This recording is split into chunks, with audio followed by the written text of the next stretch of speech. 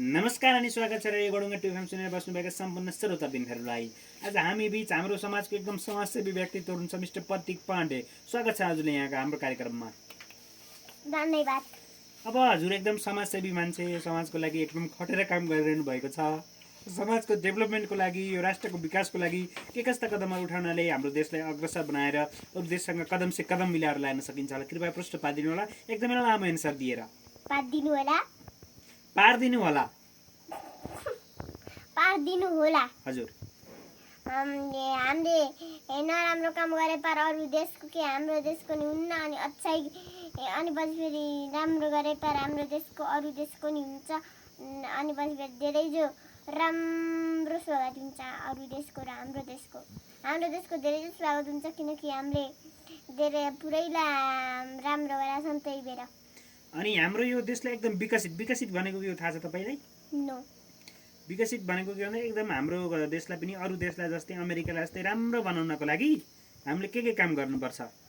हामीले झाडु पोछा लगाउन पर्छ, अनि बस फेरि बाहिर पोछा लगाउन पर्छ, झाडु लगाउन पर्छ, अनि कोही नि गन्दगी फैलाउन हुन्न, अनि बस फेरि धेरै मोल पाल्न हुन्छ, अनि त्यही मोल पानीको उम्राउन हुन्छ, तिनीहरूलाई बाँच्न हुन्न। त्यही भएर हाम्रो राम्रो हुन्छ हाम्रो देश, अनि अरूको देश नि राम्रो हुन्छ, किनकि हामीले चाहिँ तिनीहरूलाई सिकाछौँ।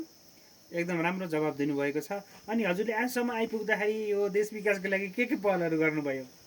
पहल भनेको पहल होइन, पहल। हजुर, के भन्नुभयो फेरि भन्नु त। तपाईँले आजसम्म बाटोघाटो सफासुग्घर राख्नको लागि के काम गर्नुभयो भनेको? मैले झाडु लगाएँ, आफ्नो घरमा पोछा धोले, झाडु लगाएँ, आफ्नो घरमा नि डस्टबिनमा फाले, अनि घरमा नै बाहिर बाटोमा के गर्नुभयो? झाडु लगाएँ पुरै फोहोर झाडु लगाउनु भयो होला, अनि घाँस दाउरा होइन घाँसहरू काट्नु भयो होला, बाटो सफा गर्नुभयो होला। यस। अरू के गर्नुभयो भनिदिनु त कृपया। अरू हामीले मैले झाडु लगाएँ, अनि फेरि अरू पुरै फोहोरहरू मैले हातमा टिपेर डस्टबिनमा फालेको छु, अनि पछि फेरि तिनीहरूलाई बाँधेर प्लास्टिकमा बाँधेर तिनीहरूलाई डस्टबिनमा राखिदिएको छु। ठिकै छ। अनि हजुरले कतिमा पढ्नुहुन्छ अहिले? एकमा पढ्नुहुन्छ। तपाईँको बेस्ट फ्रेन्डहरू को हुन् कृपया भनिदिनु होला। विशाल हो।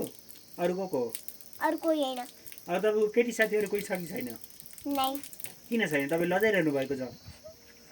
मेरा केटी साथी किन छैनन् भने तिनीहरूसँग म बोल्दिनँ, किनकि तिनीहरूले मलाई जत्थेर नि पिट्छन्, मैले तिनीहरूलाई पिट्छन्, बोल्दैनन्।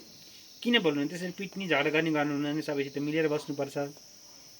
म मिलेर त गर्दिनँ, किनकि तिनीहरूले मलाई एकचोटि ठक्काइदिएका हुन्। त्यही भएर तपाईँ एकदम लडाकु हुनुहुन्छ, तपाईँ चरवाके हुनुहुन्छ भन्ने मार्केटमा आएको छ कुरा, यो के हो? यो त लडाइ हो। लडाइ त हो। तपाईँ गलत हो कि सही हो? तपाईँ एकदम चरवाके चलिरहने, दिदीलाई पिटिरहने काम गर्नुहुन्छ भन्ने सुन्ने आएको छ। सही हो।